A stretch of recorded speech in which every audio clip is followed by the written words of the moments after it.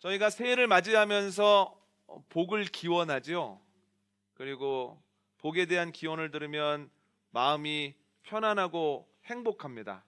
그러니까 저희가 새해를 맞이하면서 새해 복 많이 받으세요 라고 복을 기원하고, 그 복에 대한 인사를 들을 때 마음이 푸근해지는 이유는 우리가 태어날 때부터 행복을 추구하는 존재이기 때문에 그렇습니다.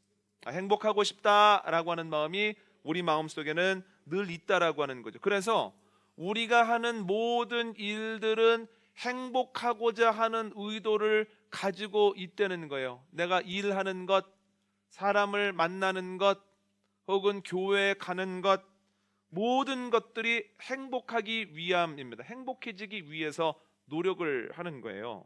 그러면 우리가 스스로에게 질문을 해볼 필요가 있습니다. 나는 지금 행복한가라는 겁니다. 겉으로 말씀하실 필요는 없지만 마음속으로 한번 생각해 보십시오. 나는 지금 행복한가? 이 정도면 행복하다. 아니면 난 조금 부족한 것 같다. 나는 행복한가에 대한 질문에 대한 생각을 해보시고, 만약에 나는 행복한가? 나는 행복하다라고 생각하시는 분들은 한번 이런 생각을 해보십시오. 그럼 나는 무엇 때문에 행복한가? 나는 무엇 때문에 행복감을 느끼고 있느냐는 거예요. 여러분, 행복하신 분들은 지금 뭐 때문에 행복하십니까? 한번 마음속으로 떠올려 보십시오. 나는 신혼이기 때문에 행복해. 나는 아이가 잘 자라고 있어서 행복해. 나는 내 뜻대로 되고 있어서 너무 행복해. 나는 내 얼굴 보기만 해도 행복해. 뭐 이런 분들 있잖아요. 네. 저는 그렇지 않습니다만. 네.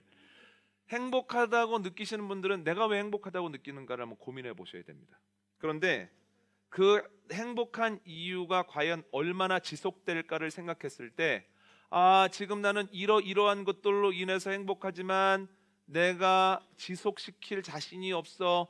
이게 오랫동안 지속되지 않을 것 같아 라고 하는 생각을 하면 이 마음속에 무엇이 생기게 되냐면 불안이 생기게 됩니다.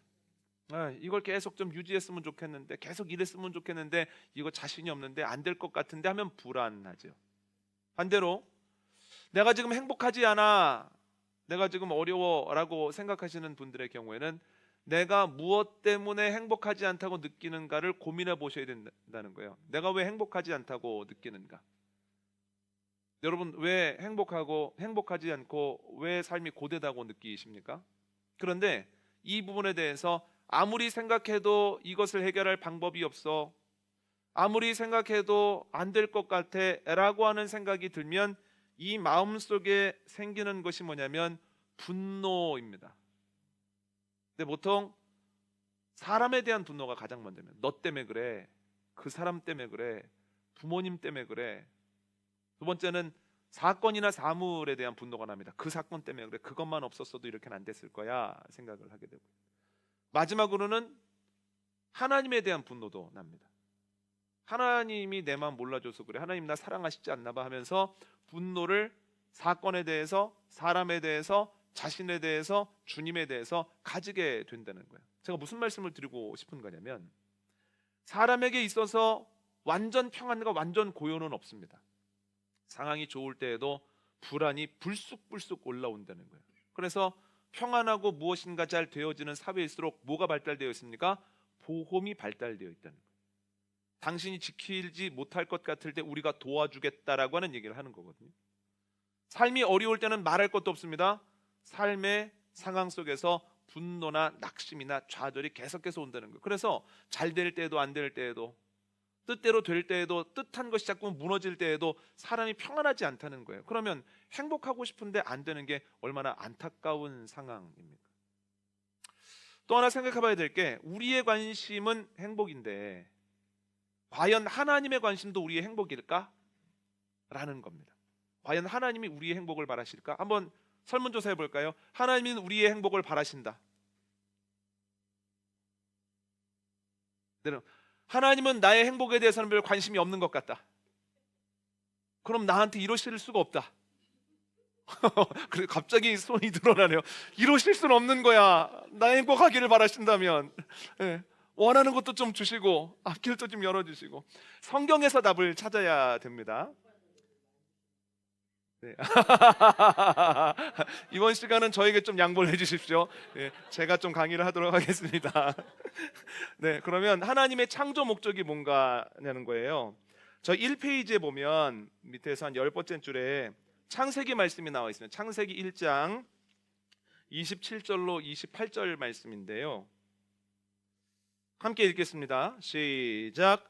하나님이 자기 형상 곧 하나님의 형상대로 사람을 창조하시되 남자와 여자를 창조하시고 하나님이 그들에게 복을 주시며 하나님이 그들에게 이르시되 생육하고 번성하여 땅에 충만하라 땅을 정복하라 바다의 물고기와 하늘의 새와 땅에 움직이는 모든 생물을 다스리라 하시니라. 아멘. 하나님께서 땅을 창조하시고 사람을 빚어 만드신 이후에 그 다음에 사람에게 뭘 하십니까? 복을 주셨다는 거예요. 복을 주시면서 생육하고 번성하라 땅에 충만하라 땅을 정복하라고 말씀을 하셨거든요. 복을 주셨다는 건 뭡니까? 쉽게 얘기하면 니네 행복하게 살아야 돼 라고 하는 겁니다. 자녀에게 선물을 줄 때가 있습니다. 선물 주면서 자녀들이 어떤 느낌을 받기를 원하면서 선물을 주는 겁니까? 행복하고 기뻐하기를 바라는 마음으로 선물을 주는 거죠. 그래서 한껏 기대하고 자녀한테 선물을 줬는데 아이가 심드렁하게 여기거나 이게 얼마나 좋은 건지 모를 경우에는 준 사람이 속상하다는 거예요. 하나님께서 세상을 창조하시고 복을 주셨다라고 하는 것은 내가 이렇게 멋있게 만들어놨으니까 너 마음껏 살아봐 행복해야 돼 라고 하는 행복의 선언이라고 하는 거죠. 참 감사한 것이 뭐냐면 우리만 행복에 관심을 갖고 있는 것이 아니라 하나님도 하나님의 형상으로 빚어진 우리의 행복에 대해서 관심이 다분하시다는 거예요. 우리가 행복하기를 바라신다는 거예요. 아멘입니까? 하나님의 바람대로 하나님이 기뻐하실 만한 행복을 누리는 저와 여러분 되어주시기를 원합니다. 그런데 중요한 게 있습니다. 그 밑에 보면 두 가지인데 첫 번째는 순서가 중요하다는 거예요. 복을 주시면서 생육하고 번성하라 충만하라 정복하라 이렇게 말씀하셨잖아요. 행복을 위해서 번성도 중요하고 충만도 중요하고 정복도 중요한 겁니다. 제가 이 말씀을 드리냐면 순서가 바뀌면 우스워진다는 거예요. 행복을 위해서 돈도 있어야 되고 행복을 위해서 힘도 있어야 되고 행복을 위해서 공동체도 만들어져야 되는데 행복 이전에 물질의 소유 혹은 어떤 자리에 가는 것 내가 원하는 것들을 이루는 것 이것이 먼저 목적이 되어버리면 순서가 바뀌면 그때부터는 굉장히 어려워진다는 거예요. 바뀌는 순간 돈 하면서 살죠. 그리고 있어도 행복하지 않은 거예요. 계속 궁핍합니다. 어떤 자리에 충분히 갔음에도 불구하고 계속해서 나는 연약하다고 생각을 하는 거예요. 그래서 순서가 중요합니다. 행복을 위해서 돈도 필요하고 명예도 필요하고 자리도 필요한 것이지 이것이 목적이 될 수는 없다는 거예요. 분명히 기억하시기를 원합니다. 두 번째는 반드시라고 하는 단어가 있으면 굉장히 힘들어진다는 거예요. 이건 반드시 있어야 돼. 행복을 위해서 이거 없으면 안 돼 라고 생각하면 그것 때문에 굉장히 힘들어지죠. 그래서 그것이 행복에 중요한 것이기는 하지만 그것 없다고 행복하지 않을 수는 없는 거야 라는 유연성을 가지고 있을 때 행복을 누릴 수 있다라고 말씀을 드릴 수가 있겠습니다. 그러면 예수님은 사역을 왜 하셨는가 한번 돌려볼까요?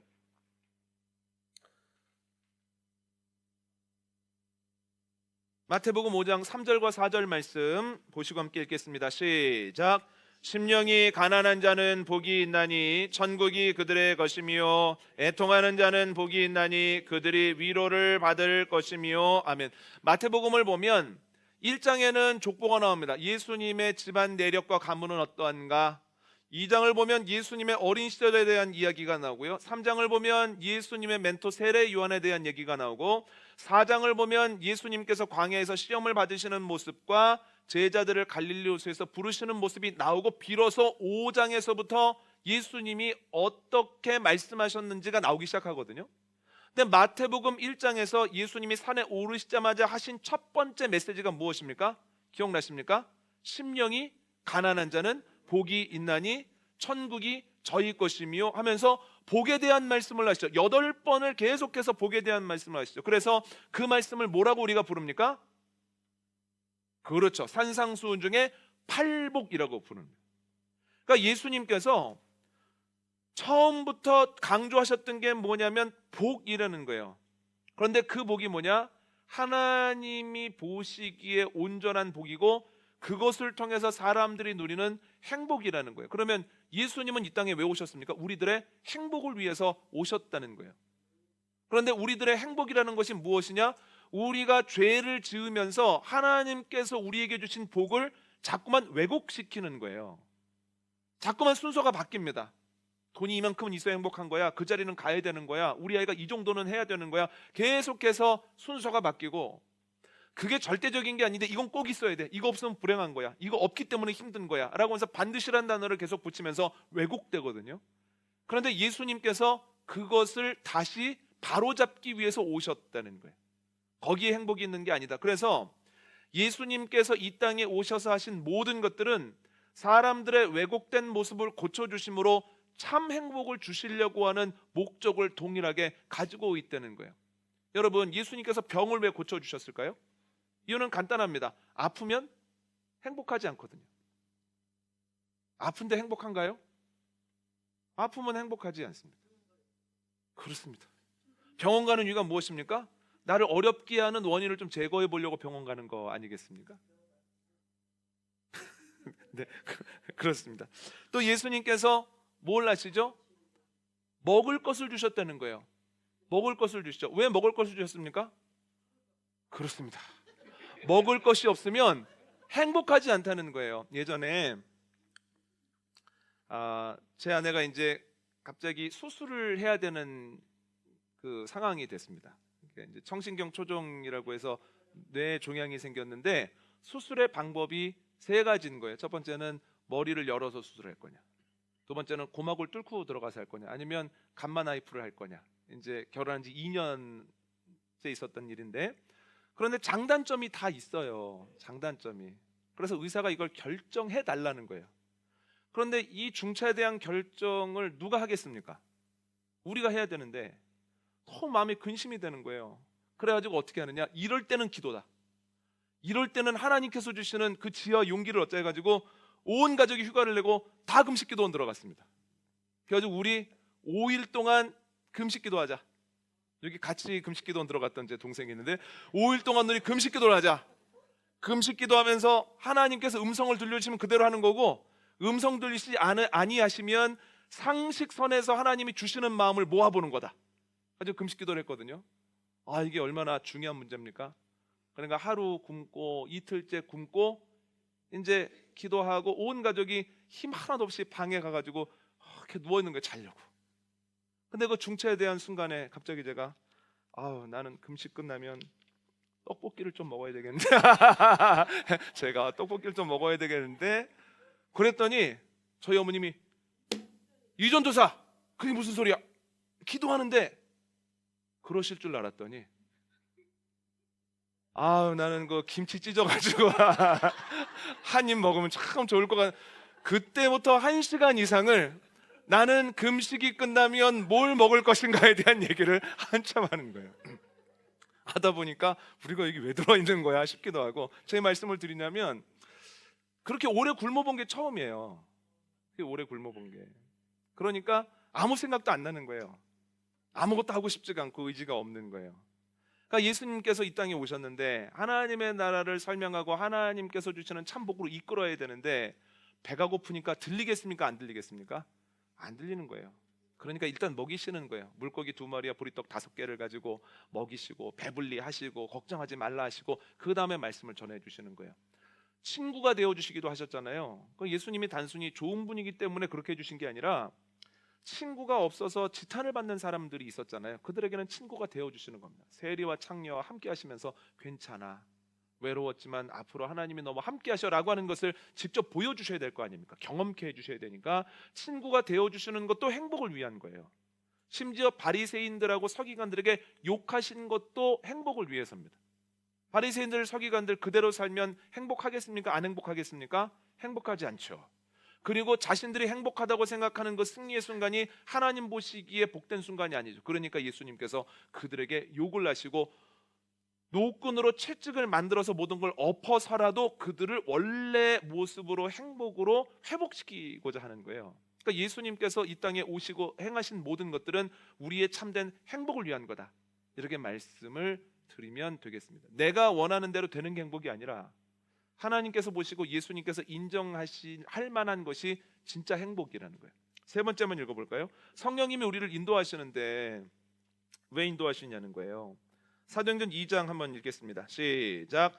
사람들마다 두려워하는데 사도들로 말미암아 기사와 표적이 많이 나타나니 믿는 사람이 다 함께 있어 모든 물건을 서로 통용하고 또 재산과 소유를 팔아 각 사람의 필요를 따라 나눠주며 날마다 마음을 같이하여 성전에 모이기를 힘쓰고 집에서 떡을 떼며 기쁨과 순전한 마음으로 음식을 먹고 하나님을 찬미하며 또 온 백성에게 칭송을 받으니 주께서 구원받는 사람을 날마다 더하게 하시니라. 아멘. 성령을 받은 사람들이 어떻게 생활했느냐를 가장 먼저 기록하고 있는 본문이 저희가 읽은 이 본문입니다. 그런데 성령을 받았다, 능력을 받게 되었다라고 하면 저희가 기대하는 건 뭐냐면 문제 해결이에요. 돈 없던 사람한테 돈 생겼네. 몸 아팠던 사람들 몸이 나았네. 관계가 깨어졌던 사람들 관계가 회복됐네. 바라던 일들이 막 되기 시작하네. 성령을 받고 은혜를 받으면 그런 일이 있을 거라고 생각을 할 것 같은데 이 생활 모습을 보면 그렇지 않다는 거예요. 모르는 사람들이 주님을 위해서 함께 모여서 말씀 읽는 가운데에서 행복했다는 거예요. 근데 행복한 모습이 뭐냐면 내 거를 내놓는 겁니다. 그리고 내 걸 내놓으면 사람들이 필요한 만큼 가져다가 쓰는 거예요. 그러면서 남지도 않았고 부족하지도 않았다. 참 행복한 모습이다 라고 이야기를 해주는 거거든요. 그러니까 뭐라고 얘기를 하냐면 예전에는 아무리 가지고 있어도 부족함을 느꼈던 사람들이 성령님을 통해서 하나님의 인도를 받는 가운데에서 만족감이 생겼다는 거예요. 만족감. 그래서 성령님이 우리를 어디로 인도하시는가? 만족과 기쁨으로 인도하신다는 거예요. 사람마다 다르지만 그래도 사람에게는 불평과 불만이 없을 수는 없습니다.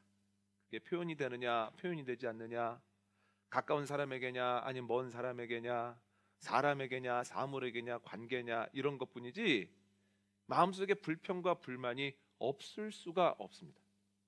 그러나 성령님께서 우리 마음속에 들어가시면 불안도 녹아지고 불평과 불만도 녹아지게 되어주는 줄 믿습니다. 그래서 내가 성령에 충만한 상태냐 그렇지 않은 상태냐를 알 수 있는 가장 정확하고 간단한 잣대는 내 마음속에 불평불만이 많으냐 감사가 많으냐, 내 마음속에 불안함이 가득하냐 아니면 평안함이 이기고 있느냐, 이것을 보면 나는 지금 성령으로 충만한 상태인지 성령이 소멸되어 있는 상태인지가 그대로 드러나게 된다라고 하는 거죠. 그래서 성령을 받으면 수단이 수단되고 목적이 목적됩니다. 지자리로 가게 된다는 거예요. 제가 지금까지 드린 말씀이 뭐냐면 하나님도 우리의 행복을 바라시고 예수님도 우리의 행복을 바라셔서 행복을 회복시키려고 하시고 성령님은 우리를 어디로 인도하십니까? 행복으로 이끌어 주신다는 거예요. 우리는 언제 진정한 행복을 느끼는가? 보편적인 생각을 해보면 유학의 서경이라고 하는 것에 보면 오복이 있습니다. 오복 뭔지 아십니까?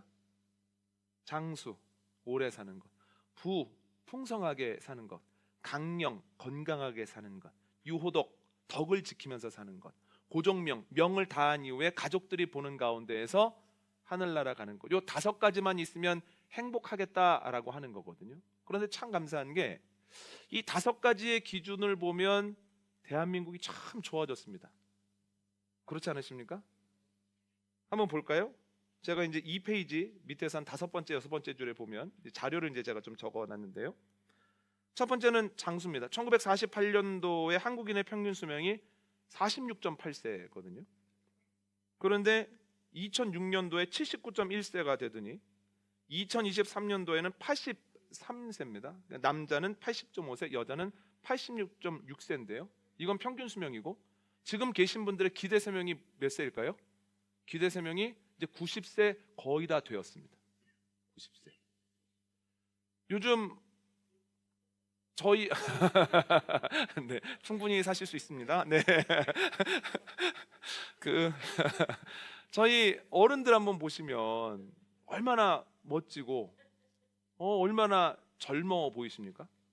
지금도 운전도 하시기도 하고 지금도 일도 하시기도 하고 80살이 넘으셨음에도 불구하고 활동들을 대부분 제대로 하신다는 거예요. 참 놀라운 일이 아닐 수 없습니다. 90세까지 그렇습니까? 믿고 있겠습니다. 네. 그런데 어느 정도냐면 저희 이제 저희 교회 장로님하고 예전에 그 교회 분들 얘기를 했는데 그 복지관에 가잖아요. 복지관에 가면 70대 분들은 당구대 앞으로 가면 안 된다는 거예요. 젊은데 벌써 당구 치려고 그러냐고. 당구대는 이제 80은 넘어야 이제 잡기 시작하는 거다. 저리 가 장기도 이런 데는 거예요.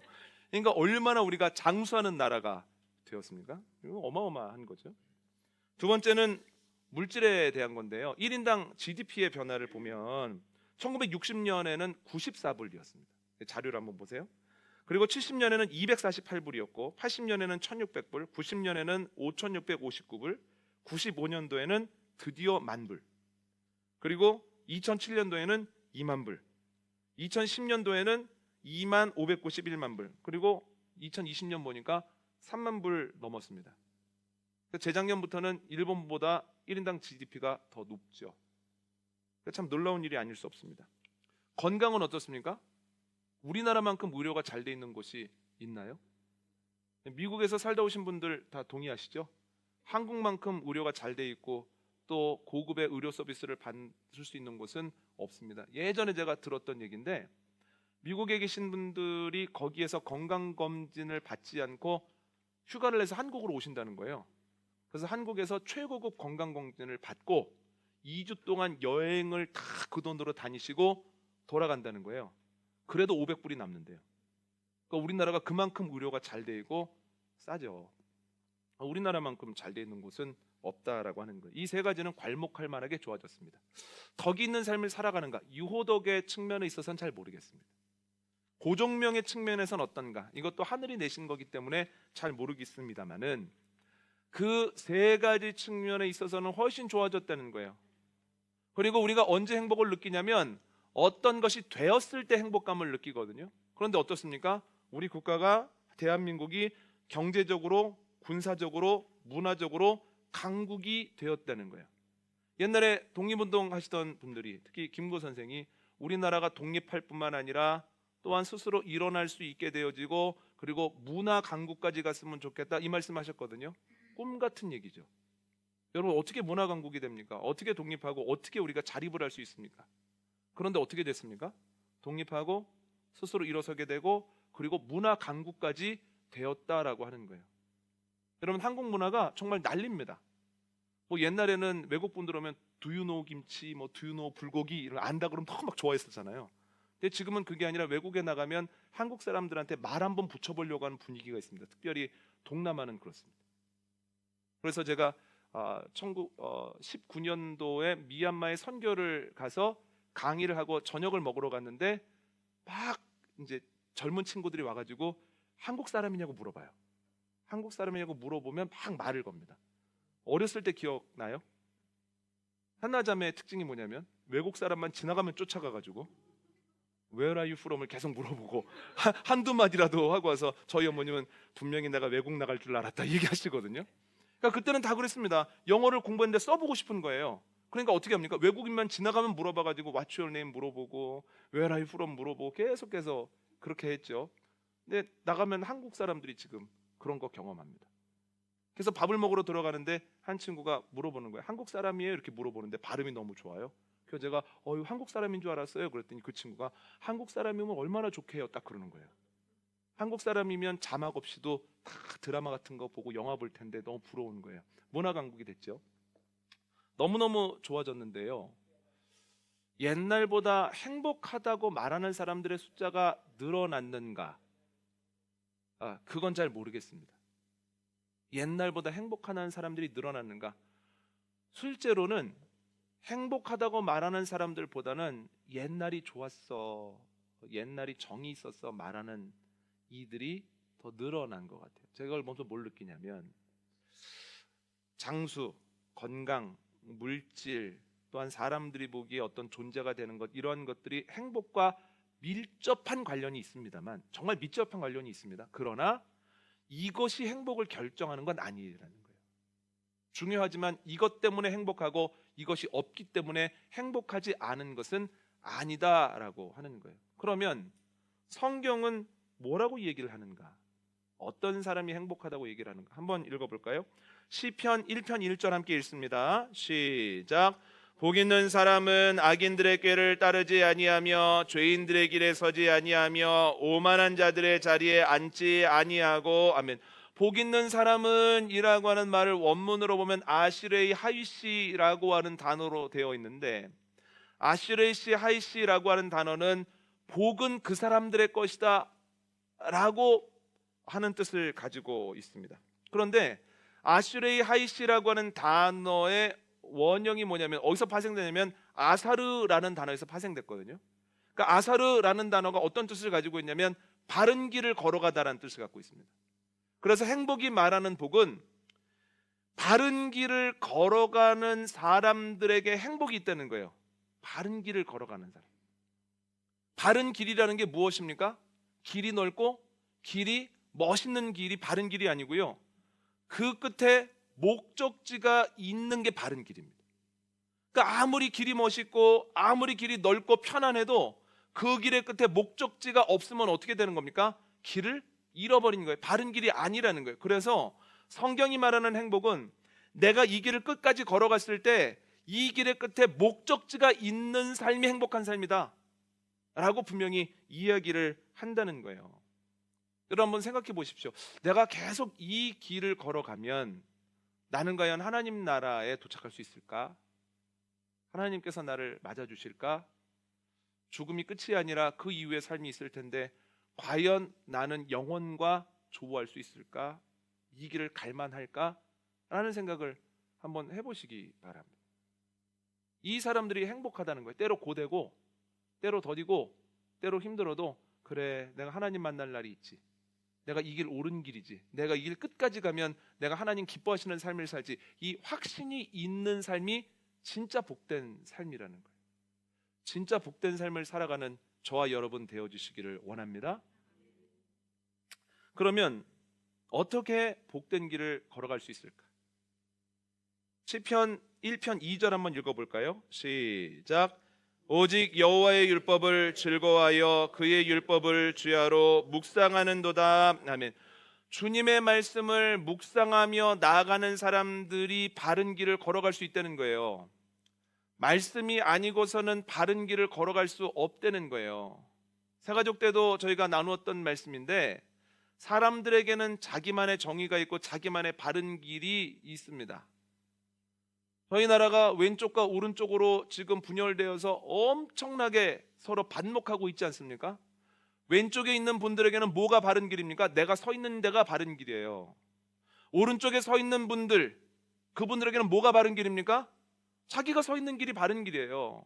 그래서 지금 그분들은 서로 거짓말하는 게 아니라 내가 생각하기에 바른 길을 서로에게 이야기하면서 그 말을 못 알아들으니까 싸우는 거거든요.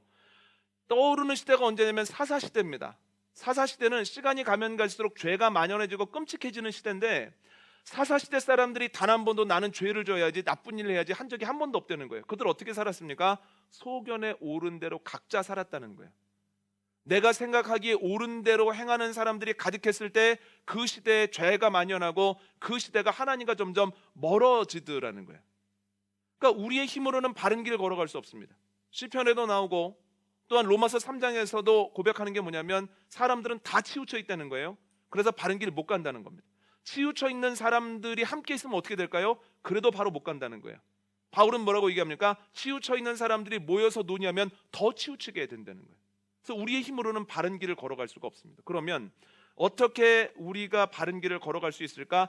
말씀을 따라갈 때만, 주님의 말씀은 내 발의 등이요 내 길의 빛이니이다, 시편 119편의 말씀대로 그 등을 들고 있을 때만 바른 길을 걸어갈 수 있다는 거예요. 그러면 어떻게 말씀으로 바른 길을 걸어갈 수 있느냐? 첫 번째는 말씀으로 바라볼 수 있다는 거예요.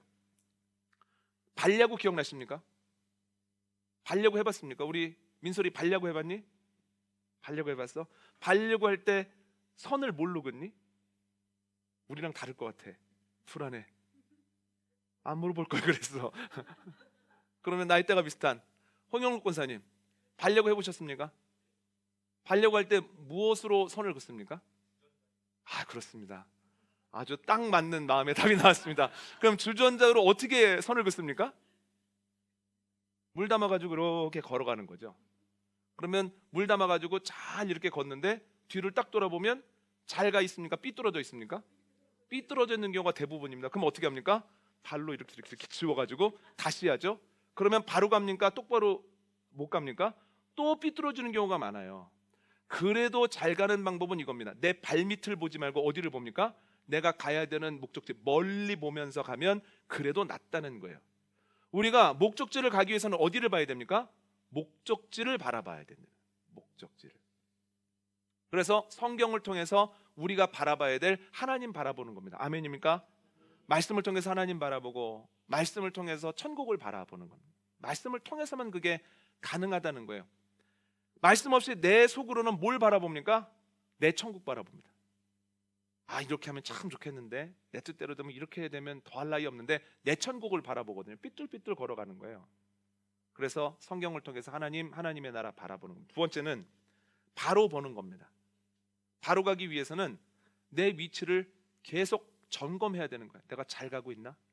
내가 길을 벗어난 것 아닌가? 내가 그러면 어디로 가야 될까? 그래서 성경을 통해서는 하나님은 어떤 분인가? 우리가 어디로 가야 되는지를 계속해서 묵상하는 가운데 알아야 되고, 묵상하는 가운데서 나는 지금 어떤 상태냐? 나는 지금 어디에 있는 거냐를 계속 알아야 됩니다. 그래서 묵상하는 건 크게 두 파트로 나뉘어지는데, 하나님에 대해서 말씀을 통해서 깊이 생각하고 지금 내 모습에 대해서 깊이 한번 점검하는 것이 이 묵상의 두 축이다, 이렇게 생각을 하시면 되겠습니다. 그러면 말씀이 우리에게 뭘 하시느냐? 말씀을 통해서 우리에게 어떤 일이 일어나느냐? 생활 속에서 시편 1편 3절 한번 읽어볼까요? 함께 읽습니다. 시작. 그는 시냇가에 심은 나무가 철을 따라 열매를 맺으며 그 잎사귀가 마르지 아니함 같으니 그가 하는 모든 일이 다 형통하리로다. 아멘. 묵상하는 사람들은 시냇가에 심겨진 나무 같다는 거예요. 그래서 시절을 쫓아서 열매를 맺는다는 겁니다. 열매는 나무를 위해 맺습니까? 나무 옆을 지나가는 이들을 위해서 맺습니까? 지나가는 사람들을 위해서 맺는다는 거예요.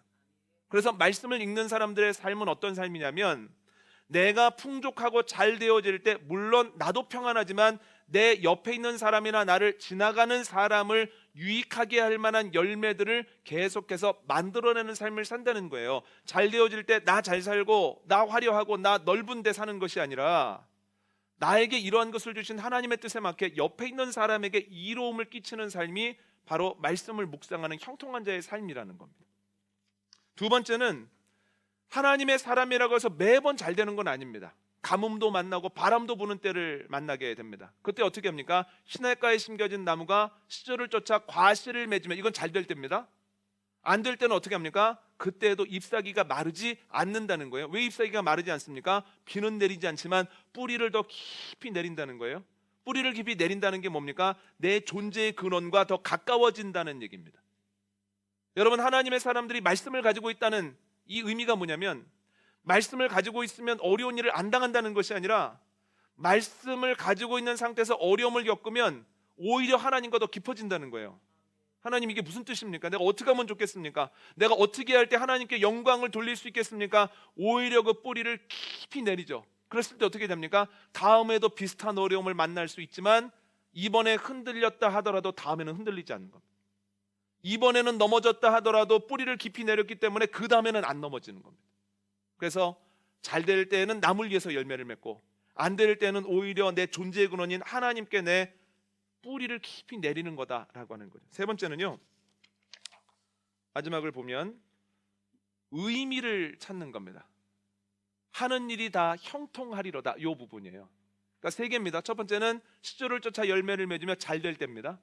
두 번째는 그 잎사귀가 마르지 아니함 같으니, 이건 어려울 때입니다. 세 번째는 보편적인 건 뭡니까? 그의 일이 다 형통하리로다. 근데 형통이라는 게 뭐냐면, 내가 원하는 것이 다 되어주는 것이 성경적 형통이 아니라는 거예요. 성경적 형통이 뭐냐면, 하나님 안에서 의미를 찾는 겁니다.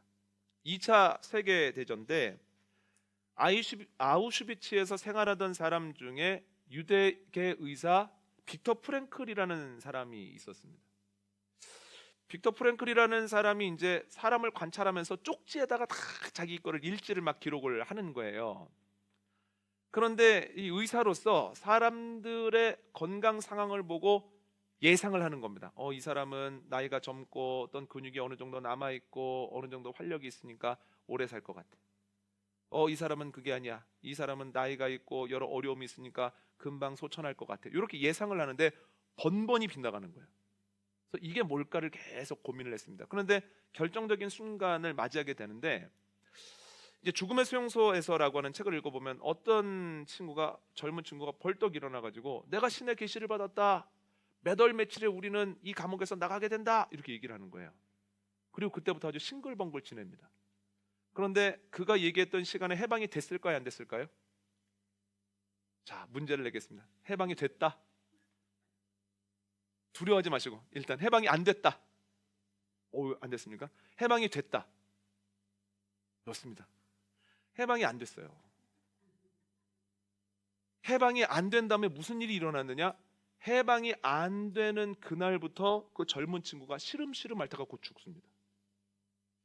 그러면서 빅터 프랭클이 무슨 생각을 했냐면, 사람을 살리는 것은 물론 음식도 중요하고 자유도 중요하고 신선한 공기도 중요하지만 의미구나, 의미.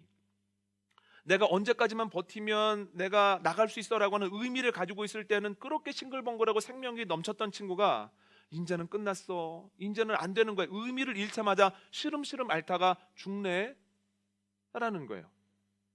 그래서 사람들이 그런 것들을 생각하면서 빅터 프랭클이 이렇게 견뎠다 그래요. 막 힘든 노동을 시키면, 그래, 내가 힘든 노동을 하는 것만큼 우리 가족이 좀 덜 힘든 노동하고 있겠지, 매를 몇 대 맞고 나면 내가 대신 맞았으니까 우리 가족들 이 매를 안 맞겠지 하면서 의미를 자꾸 찾으려고 했다는 거예요. 그래서 아우슈비츠에서 이 빅터 프랭클이 살아서 나옵니다. 그래서 죽음의 수용소에서 라는 책을 쓰고 이 심리학파를 하나 만들게 되는데, 로고테라피라고 하는 심리학파를 만듭니다. 그러니까 의미가 사람을 살게 한다는 거예요.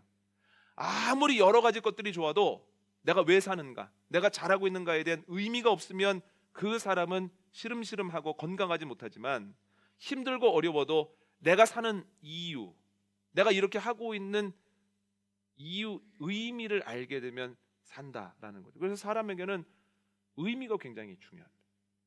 그런데 성경 말씀을 통해서 우리가 의미를 찾을 수 있다는 거예요. 잘 될 때에도 하나님께서 왜 나에게 형통함과 넉넉함을 주실까? 또 누구에게 흘려보내라는 걸까? 하면서 의미를 찾죠. 어려울 때도 이렇게 나는 어려운 일이 많아, 뜻하는 대로 안 돼, 이게 아니라 이 어려움을 통해서 하나님께서 나에게 무슨 말씀을 하시는 걸까? 끊임없이 하나님께 귀를 기울이죠. 그랬을 때에, 풍성할 때에도 부족할 때에도, 잘 될 때에도 어려울 때에도 그 의미를 찾는다라는 겁니다. 성경 말씀은 참 하나님의 사람들을 행복하게 만들고 건강하게 만든다는 거예요. 저는 말씀 묵상을 안 했었거든요. 그런데 단독 목회를 하는데 저희 어머님이 한 교회 집사님에게 배워 오셨다고 하면서 묵상 말씀을 가르쳐 주셨습니다. 그래서 한 2004년부터 지금까지 묵상한 것 같아요. 그러니까 저희 집에 가면 이렇게 매일 성경으로 묵상한 것들이 이렇게 쭉 있습니다. 근데 느끼는 게 뭐냐면, 말씀이 힘입니다. 말씀을 읽고 말씀을 묵상하고 계속 말씀을 외우다 보면 이 말씀 때문에 활력이 나는 거예요.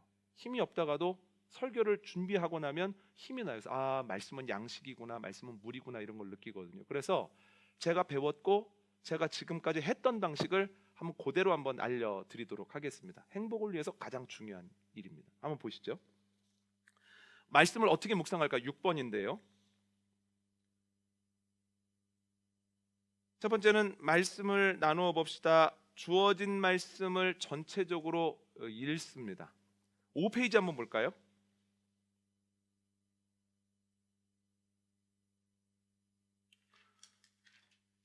(5페이지) 보시면 이제 읽을 때 해야 되는 게 나오는데요. 첫 번째는 말씀을 읽을 때 그냥 쭉 읽다 보면 이거 내가 아는 말씀이네, 모르는 말씀이네, 들었던 말씀이네, 이러고 지나가기가 쉽거든요. 그러니까 이 말씀은 하나님이 나에게 주신 말씀으로 받아야 됩니다.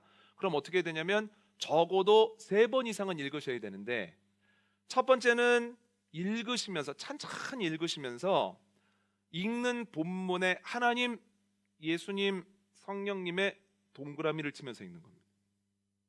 그래서 그 단어에 주목하는 거예요.